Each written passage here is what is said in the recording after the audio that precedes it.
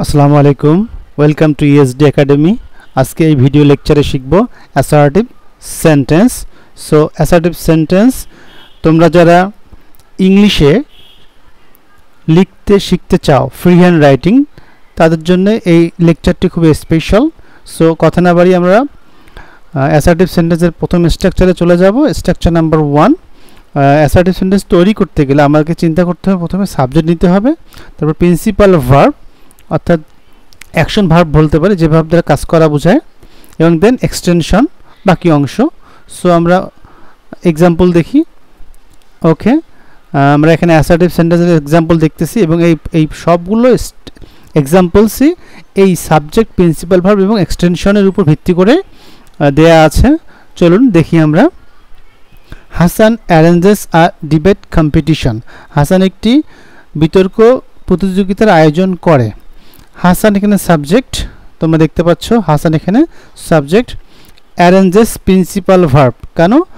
অর্থাৎ অ্যারেঞ্জ মানে আয়োজন করা। সো হাসান অ্যারেঞ্জেস, হাসান আয়োজন করে এ ডিবেট কম্পিটিশন।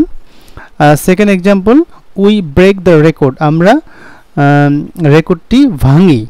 উই এখানে সাবজেক্ট, ব্রেক হচ্ছে প্রিন্সিপাল ভার্ব, দ্য রেকর্ড হচ্ছে এক্সটেনশন বা object.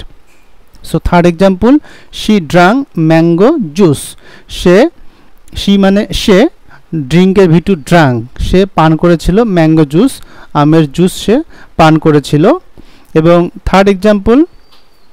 Fourth example, the students, শিক্ষার্থীরা রোট অল দ্য অ্যাসাইনমেন্টস, রাইটের ভিটু হচ্ছে রোট, এটি একটি principal verb. So the students rote all the assignment, ছাত্ররা সকল অ্যাসাইনমেন্টগুলো লিখেছিল। লাস্ট এক্সাম্পল এই স্ট্রাকচারের, আই আন্ডারস্টুড দ্য প্রবলেমস, আমি সমস্যাটি বুঝতে পেরেছিলাম। আই এখানে সাবজেক্ট, আন্ডারস্ট্যান্ড মানে বুঝতে পারে, যার ভিটু আন্ডারস্টুড, দ্য প্রবলেম হচ্ছে অবজেক্ট। সো আমরা পরের স্ট্রাকচারে যাব, অ্যাসার্টিভ সেন্টেন্সের structure number 2।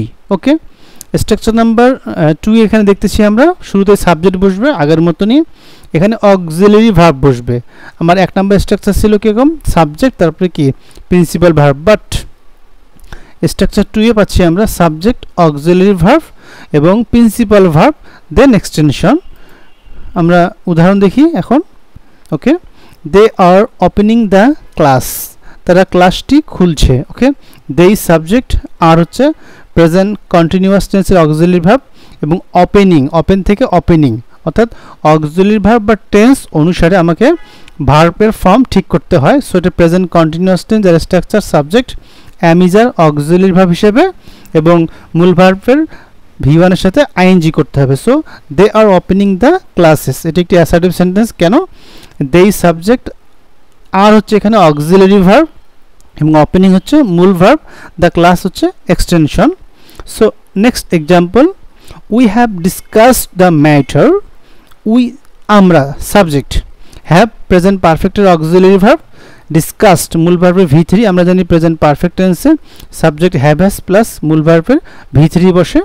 So we subject, have auxiliary verb এবং ডিসকাস হচ্ছে V3, সো এটি present perfect tense as well as assertive sentence.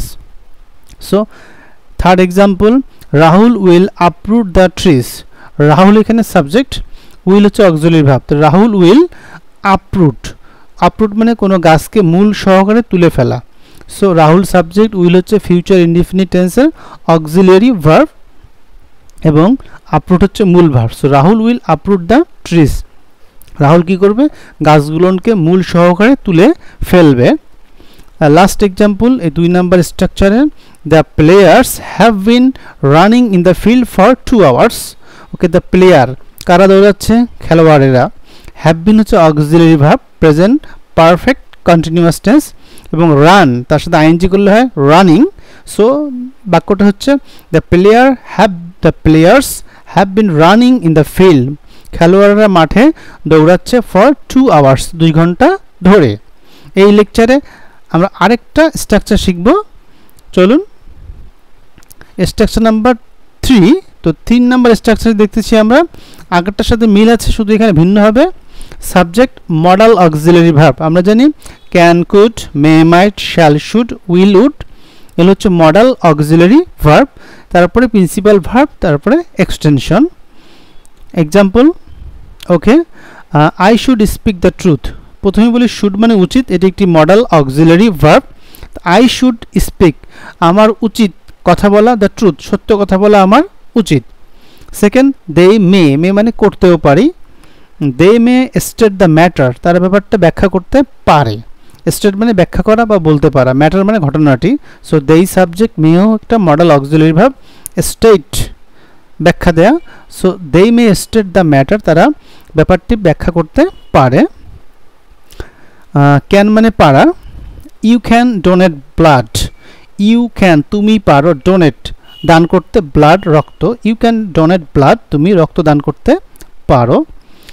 Rasel has to buy the product, এই যে have to, has to, had to, এরাও model auxiliary verb হিসেবে কাজ করে। তো হ্যাজ টু হচ্ছে করতেই হবে, হ্যাভ টু হ্যাজ টু মানে বর্তমানে করতেই হবে, এবং হ্যাড টু হলে অতীতে করতেই হয়েছিল।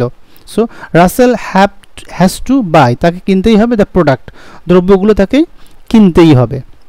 ওকে, ওট টু মানে উচিত, শুড মানে যেমন উচিত, এবং ওট টু একটা মডেল অক্সিলারি ভার্ব, ওটার সাথে টু দিলে ওট টু হয়ে যায়, সেটি একটি মডেল অক্সিলারি ভার্ব হিসেবে কাজ করে, যার বাংলা অর্থ উচিত। We ought to love our country, আমাদের দেশকে ভালোবাসা উচিত। লাভ হচ্ছে এখানে প্রিন্সিপাল ভার্ব বা মূল verb. Last example, the players would play football carefully, the players খেলোয়াড়রা উড প্লে খেলবে, ফুটবল খেলবে, কেয়ারফুলি যত্ন সহকারে। এখানে উড হচ্ছে মডেল অক্সিলারি ভার্ব এবং প্লে হচ্ছে মূল ভার্ব। সো আজকের এই লেকচারে আমরা অ্যাসার্টিভ সেন্টেন্সের 3টি স্ট্রাকচার শিখলাম। পরবর্তী অ্যাসার্টিভ সেন্টেন্স লেকচার 2 এ বাকি 2টি স্ট্রাকচার শিখবো ইনশাল্লাহ। ততক্ষণ পর্যন্ত সবাই ভালো থাকবে এবং ভিডিওটা ভালো করে দেখবে। অ্যাসার্টিভ সেন্টেন্স অর্থাৎ ইংলিশে ফ্রি হ্যান্ড রাইটিং শেখার জন্য খুবই গুরুত্বপূর্ণ। ধন্যবাদ সকলকে।